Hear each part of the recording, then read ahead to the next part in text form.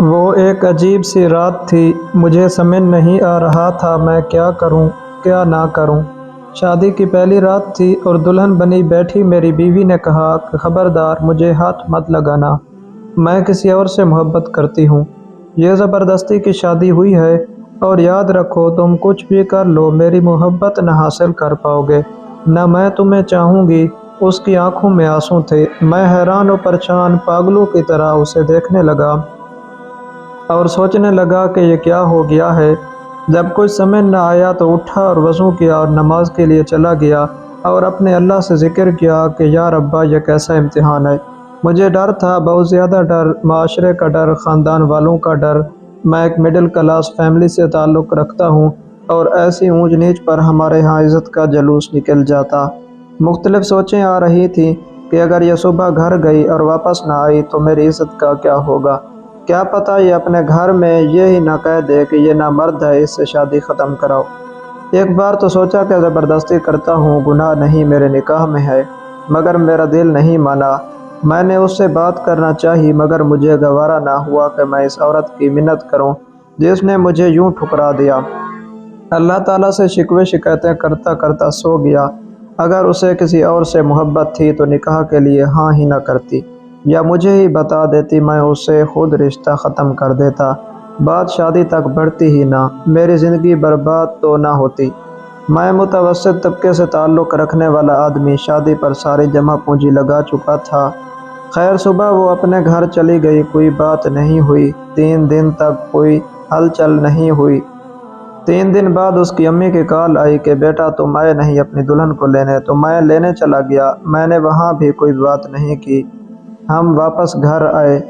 میری بیوی میرے سامنے تو نہیں، البتہ باہر جا کر یا گھر کی چھت پر جا کر ہر رات کو فون پر کسی سے باتیں کرتی تھی۔ میں نے اس سے پوچھا تک نہیں کہ وہ کس سے باتیں کرتی، کون ہے وہ، بس ایک بار پوچھا تھا کہ اسے طلاق چاہیے۔ اس نے کہا نہیں۔ اس کا فون پر جو عاشق تھا اس کا مجھے کوئی مطلب نہیں تھا۔ 5 ماہ ایسے ہی گزر گئے۔ میں کام سے تھکا ہارا رات میں گھر آتا، کھانا باہر سے کھا آتا اور جب بھی گھر آتا وہ فون پر ہی باتیں کر رہی ہوتی۔ ایک دن اس نے پوچھا ایک بات پوچھوں؟ میں نے کہا پوچھ لو۔ اس نے کہا کیا آپ کو مجھے دیکھ کر طلب نہیں ہوتی؟ میں نے کہا شادی سے پہلے بھی تو کنٹرول ہی تھا، تو تمہیں کیا لگتا ہے کہ اب بھی نہیں ہو سکے گا؟ مگر اس رات بات کچھ اور تھی۔ میں سویا ہوا تھا، میرے موبائل کی گھنٹی بجی، فون میرے دوست کا تھا۔ اس نے مجھ سے کہا کہ تمہاری بیوی کسی اور مرد کے ساتھ فلاں ہوٹل پر بیٹھی ہے۔ مجھے پہلے تو یقین نہ آیا، لیکن جب اپنی بیوی کو گھر نہ پایا تو بے حد غصہ آیا، اتنا کہ مجھے اپنے دماغ پھٹتا ہوا محسوس ہوا۔ میں نے اس کی عزت رکھی، کسی کو کچھ نہ بتایا، پر اس نے میری عزت نہ رکھی۔ میں ہوٹل کی طرف چل دیا، خود کو پرسکون رکھا۔ وہاں اس کو کسی غیر مرد کے ساتھ بیٹھا دیکھا تو آواز دی اور کہا کہ چلو گھر چلو۔ وہ چپ چاپ گھر آ گئی۔ گھر لا کر اسے میں نے انتہائی زوردار تھپڑ مارا کہ میری انگلیاں اس کے منہ پر چھپ سی گئیں اور اس کو بولا اب تم اپنے گھر دفع ہو جاؤ، آج سے میری طرف سے آزاد ہو، جب تمہیں طلاق چاہیے ہو تو کہہ دینا، مگر میرے ساتھ میرے گھر میں تم ہرگز نہیں رہ سکتی۔ وہ عورت یعنی میری بیوی آج بھی اپنے میکے میں گھر میں ہے، طلاق نہیں مانگی اس نے، اور ہاں جس کے عشق میں وہ پاگل تھی اس نے اس کو اپنایا ہی نہیں اور اپنا مطلب نکال کر بھاگ گیا۔ ایک دن روتے ہوئے اس کی کال آئی تھی کہ مجھے اپنے نام سے مرحوم نہ کرنا، بس بھلے ہی مجھے اپنے پاس جگہ نہ دو لیکن طلاق مت دینا، بس ایک آخری خواہش پوری کر دو۔ میں نے اس کی خواہش کا احترام کیا، اس کو طلاق نہیں دی۔ اس کے بعد مجھے 3 سے 4 سال لگے خود کو نارمل انسان بنانے میں، عورت پر یقین کرنے میں کہ ہر عورت ایک جیسی نہیں ہوتی۔ پھر آخر میں نے دوسری عورت سے شادی کر لی۔ اب الحمدللہ میرے 3 بچے ہیں۔ میری یہ دوسری والی بیوی بہت اچھی نیک نکلی۔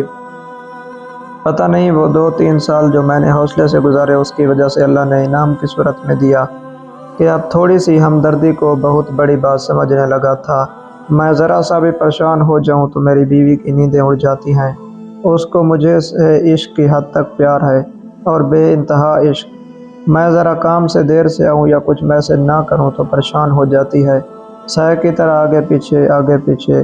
بعض دفعہ تو میں جھجلا سا جاتا ہوں اور اس سے جھگڑ پڑتا ہوں کہ اللہ کی بندی، میں دودھ پیتا بچہ نہیں، ایک وہ پہلی عورت، ایک یہ عورت، میں تو وہی تھا وہی ہوں۔ میری پہلی والی بیوی سنا ہے کہ اب پاگل ہو چکی ہے اور گلیوں میں پھرتی رہتی ہے، اسے اپنی ہوش ہی نہیں رہی۔ اب ایک دو دفعہ زہر بھی کھا لیا مگر بچ گئی۔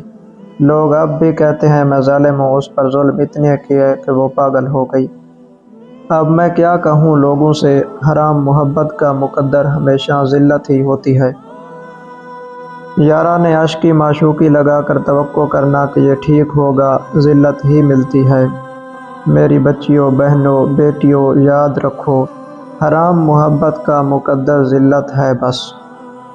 اگر ویڈیو اچھی لگے تو چینل کو سبسکرائب